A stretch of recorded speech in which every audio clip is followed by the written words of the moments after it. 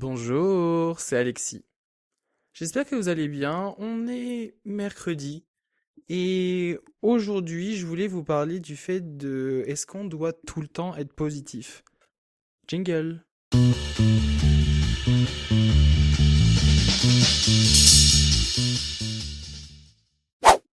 J'ai un peu du mal de ce truc de forcer à être positif. Je sais pas trop où vraiment me balancer parce que j'aimerais parler un peu des deux points de vue, de mes deux points de vue sur ça parce que j'ai un côté qui balance sur le fait de le positif attire le positif, comme dirait cette situation, comme cette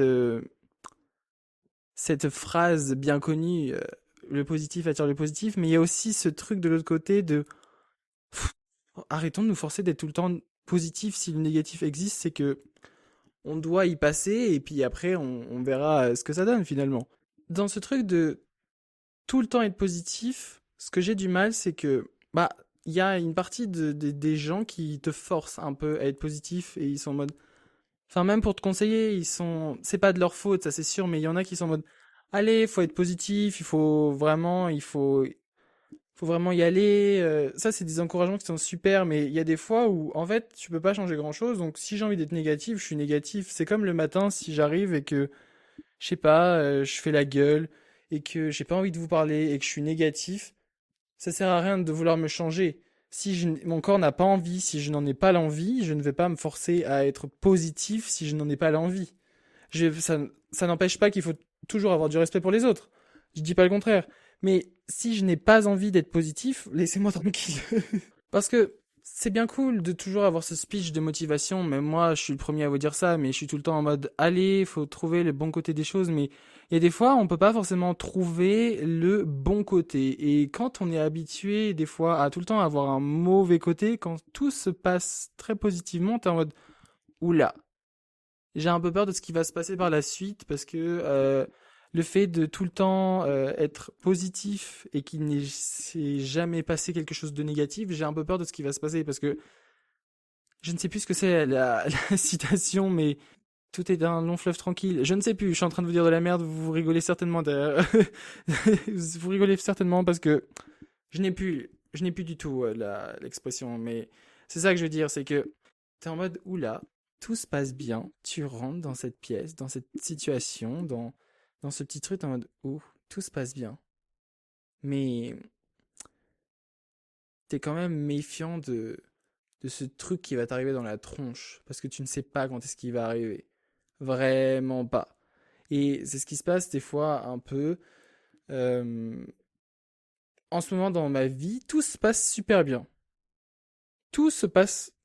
Non, je dirais pas que tout se passe super bien, mais tout roule quoi. Je n'ai pas de grosses complications. Bon, il y a toujours des petits problèmes par-ci par-là, c'est sûr, ça reste la vie, hein. Dans tous les cas, tu ne peux pas avoir tout de merveilleux, mais tout se passe bien. Mais j'ai toujours ce truc de Hmm, qu'est-ce qui va merder? C'est comme j'ai un stage, je vais faire un stage à l'étranger, voilà, je vous le dis maintenant. Et j'en ai toujours rêvé. Honnêtement, j'en ai toujours rêvé et je pensais jamais pouvoir faire ça dans ma vie un jour, puisque honnêtement, autour de moi, il n'y a pas grand monde qui en ait fait, à part des très très proches, mais je veux dire, parmi mes parents et ma sœur, pas grand monde, quoi, honnêtement. Et je me suis toujours dit que c'était un peu impossible et que c'était pour les autres. Moi, je pensais pas vraiment pas que ça allait arriver et bam, au final, j'ai de la chance et je peux faire un stage à l'étranger. Donc au final, j'y vais, tout ça, enfin j'y vais. Je fais toute cette démarche, j'appelle la personne, c'était très très chiant à la voir, tout se passe plutôt bien, même avec la personne. Bon, il y a eu quelques petits couacs, mais tout se passe super bien. Et je sais pas pourquoi, pendant un mois, je n'ai pas de réponse de mon futur maître de stage, enfin du patron, et je suis en mode, j'ai un peu peur. J'ai vraiment peur que là, vous voyez, tout se passe super bien. Je ne cherche pas de stage, je suis à genre là, il me reste combien de temps? 3 mois, 3 mois avant de trouver un stage de très longtemps. Et ce qui est très chiant à trouver finalement. Et je me suis dit, je le sens pas. Vraiment, je le sens pas. Et finalement, au final, je l'ai. Mais il y a toujours cette méfiance en moi parce que j'avoue que Bon, je dis pas que je suis quelqu'un qui est malchanceux, j'ai quand même de la chance, mais j'ai toujours cette méfiance de dire, il y a des fois où j'étais extrêmement déçu, et j'ai un peu peur de l'être encore plus. Voilà, je vous fais part de mes inquiétudes. Je pense que c'est normal quand tout se passe très très bien, t'es en mode, mais elle arrive quand la connerie? Enfin, on n'est pas dans un film scénarisé, on est dans ma vie, et dans ma vie, il n'y a pas forcément que des bonnes choses, et dans la vie de n'importe quelle personne, il n'y a pas forcément que des choses positives qui arrivent. Donc, où est la malchance? Où est-ce qu'elle arrive? Et des fois, t'es en mode manifesting. Mais t'es en mode, oh putain, j'ai pas envie de manifester de fait d'attirer la négativité vers moi, et paf, ça t'arrive dans la tronche, et t'es en mode, ah, en fait, j'avais pas forcément envie. Donc, il y a ce truc de, je suis positif, mais je garde un pas en arrière, et je suis en mode, ok, on va pas espérer, même si c'est plus fort que toi, tu vas espérer, tu vas vouloir être positif, nanana, voilà. Moi vraiment, dès que j'avais appelé la personne et qu'elle m'avait dit oui, vous allez peut-être être pris, nanana, et qu'il y avait des complications, moi je me voyais déjà. Et souvent, j'ai un peu ce faux espoir de, je m'y vois déjà, et en fait, pam, dans ta tronche, et t'es en mode ok, ok, bah finalement j'ai un peu trop surestimé cette situation. C'était un peu une utopie pour moi, donc je suis un peu en mode, oula, on va faire un petit peu attention et on va garder nos distances. Et c'est bien de garder aussi ces distances et de garder un peu les pieds sur terre et de toujours trouver une alternative à ce qui pourrait se passer parce que des fois on je récupère une chose et en fait, bah finalement c'est pas la bonne chose. Et ça fait très très mal. Je, pour être une personne qui se fait beaucoup de faux espoirs, et qui veut tout le temps rester positive, une personne qui veut rester positive, j'ai été souvent déçu, j'avoue, depuis très jeune. Bon, j'ai toujours beaucoup de chance et des choses qui sont positives parce que je les, je les provoque finalement, mais j'ai été beaucoup déçu et j'ai toujours beaucoup été une personne qui espérait, qui était positive et je me suis dit, en fait, des fois, on te coupe l'herbe sur le pied et t'es extrêmement déçu et t'as du mal à t'en remettre. C'est un peu comme une mini rupture avec toi-même. J'avoue que c'est un petit peu ça, mais t'es extrêmement déçu et tu sais pas comment gérer la situation. C'est extrêmement dur. C'est vraiment dur à digérer, vraiment. Surtout quand t'es très très jeune, t'as encore plus de mal. Parce que là, ok, je commence à avoir un petit peu d'expérience, même si je suis une personne sensible et du coup j'ai un peu du mal avec ça, mais j'ai toujours ce truc de maintenant, ok, je pose une barrière, même si c'est extrêmement compliqué. La barrière, j'ai déjà chevauché depuis longtemps. Je vais pas vous dire que tout marche forcément et que tout marche avec moi, mais c'est vrai que j'essaie de me foutre une putain de barrière devant moi, même si c'est dur. Et des fois, ça marche. Je dis pas que le plus souvent ça marche, le plus souvent ça ne marche pas, mais il y a eu des fois où, voilà, je m'étais dit, je l'aurai jamais, et au final, je l'ai eu. Donc finalement, être négatif des fois dans la chose, c'est plus d'être optimiste, d'être pas optimiste. Bah, des fois, t'es un peu, ça te préserve émotionnellement, mais on y est. On y est, moi je vous le dis, ok?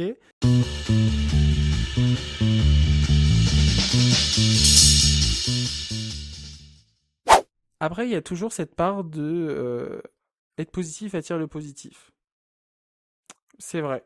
Parce qu'il y a eu une période où j'étais extrêmement mal et j'ai essayé de provoquer des choses positives pour attirer le positif.